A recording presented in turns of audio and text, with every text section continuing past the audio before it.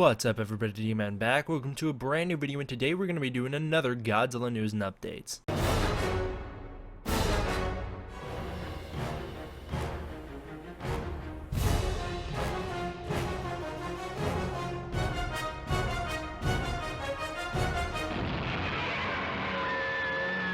In this one, we are going to be covering a bunch of new Godzilla toy news. If there's one thing in particular you want to hear about, use the chapter times in the description below to skip to whichever brand you want. Starting out, we have the new Tamashii Nations SDCC exclusive Gypsy Avenger vs Obsidian Fury set. I have both the other versions of these characters, the ones that weren't the SDCC exclusive. They didn't come in a set together. They're pretty good. I actually think these are very solid figures. I don't know if they're necessarily the best versions of these figures out there. There's another brand, I believe Diamond Select, who does them, but I think that these ones are a little bit better in terms of articulation and a little bit better in terms of what you can do with them when posing. The Diamond Select ones look better as a whole, but you can't pose them as easily and they don't stand up as easily. There was also a Pacific Rim Uprising luxury box that came out of SDCC. This had the figures and the DVD set. Looks like there's a lot of things going on here with this DVD set, a lot of extras that come with it. I know it's not Godzilla, but I wanted to throw this in here at the start of this video because it's not likely that I'm going to do many more Pacific Rim videos or Pacific Rim Uprising videos in the future, seeing as though not only do I have lots of copyright problems when I do make those videos, but you guys don't seem to be in love with those videos anyways because, you know, Pacific Rim Uprising wasn't received that well. Next up, we have what I believe is an X Plus figure. This is the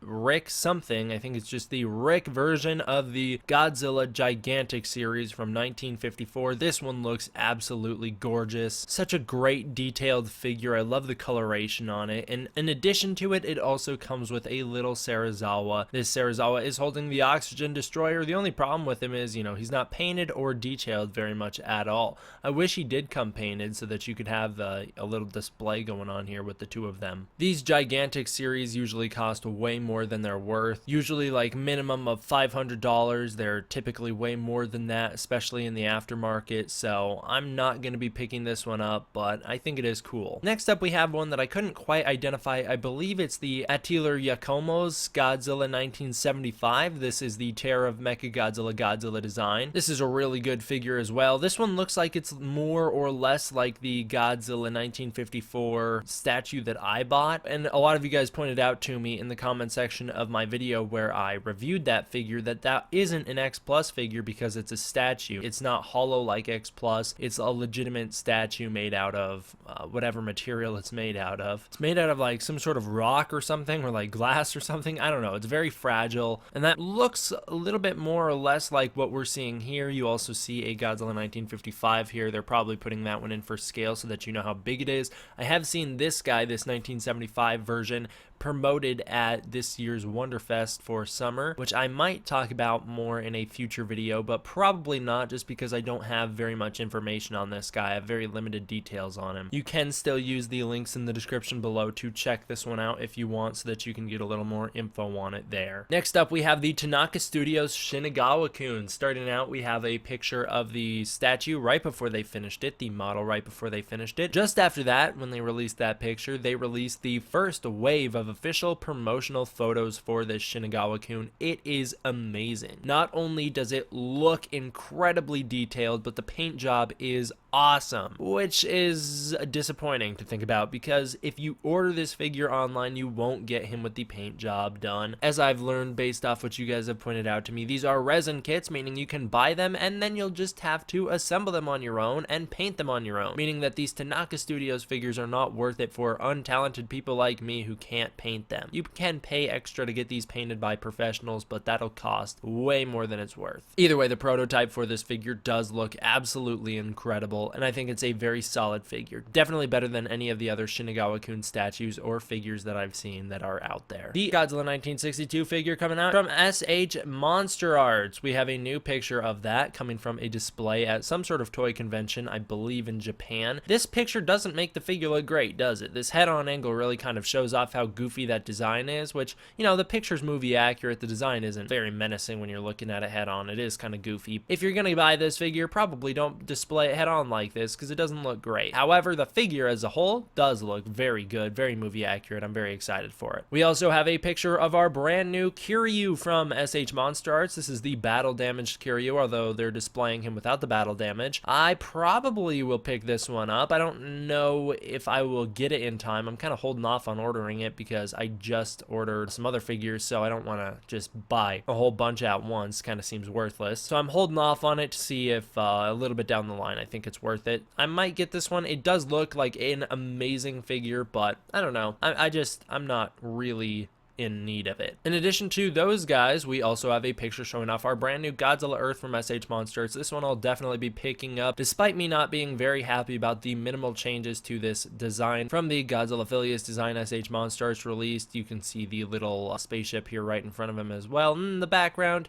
you can see Gamera, the new Gamera figure coming out from Monsters. I will probably talk more about that Gamera figure in a future video, but now is not the time. There is a new video that was posted by Gamuru Island featuring the NECA Shin Godzilla Atomic Breath version and Godzilla 1962. This just gives us some more good looks at them, and overall I'm still not very impressed with the Shin Godzilla Atomic Breath version, but I do think that this Godzilla 1962 looks absolutely amazing. You guys can go check that whole video out using the links in the description below. We have some big news coming out from NECA. First off, we learned that NECA will be handling all of the Godzilla 2 figures. We'll cover more details on that here in a second, but just so you know, that's the official announcement. NECA will be covering all the Godzilla 2 figures. We also learned that NECA will be selling these figures at Target. NECA finally has a deal with Target, meaning that they can sell all their figures there, which should be awesome. It will be much more convenient than Toys R Us ever was. And the big thing that came out of the NECA news from Comic-Con this year was an interview from Toho Kingdom. I highly recommend you go watch the original interview. There's a link in the description below so you can check it out, because we learned quite a bit from that interview, and I'm just going to cover some bullet points. First, we learned that NECA originally only had contact with either Warner Brothers or Legendary. I don't quite remember which one. And they had to go through that US studio in order to contact Toho.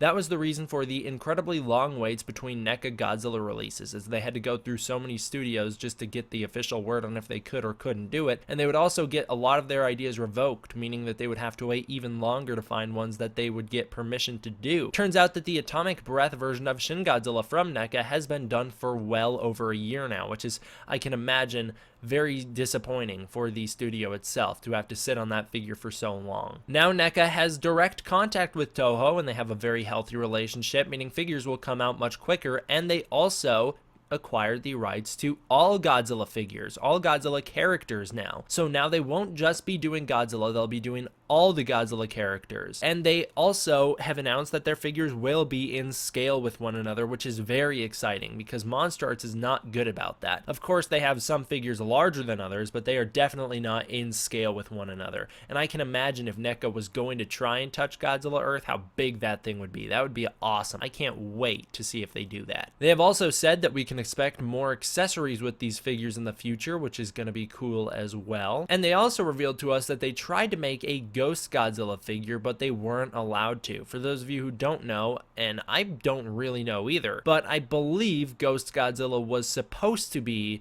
one of the monsters that Godzilla fought in GMK, or maybe it was supposed to be the GMK Godzilla. I know at some point in history there was going to be a Godzilla vs. Ghost Godzilla movie. Ghost Godzilla was supposed to be, if I'm not mistaken, which I probably am, Godzilla was supposed to fight the ghost of the 54 Godzilla. I think that was the idea.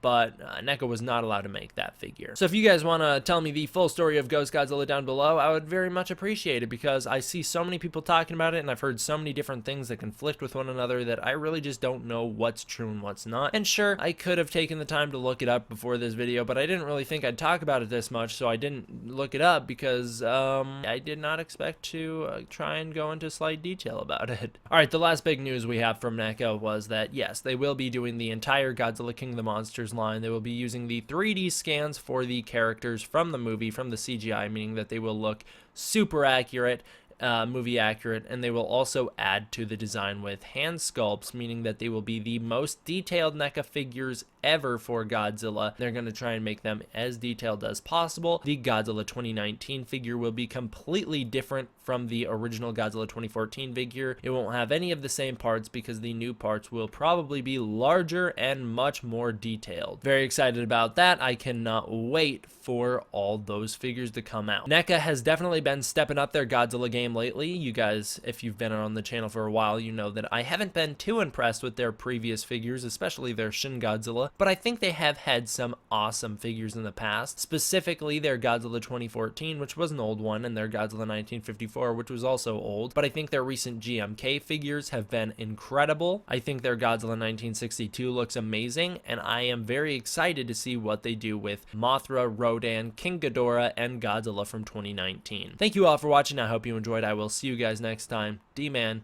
out.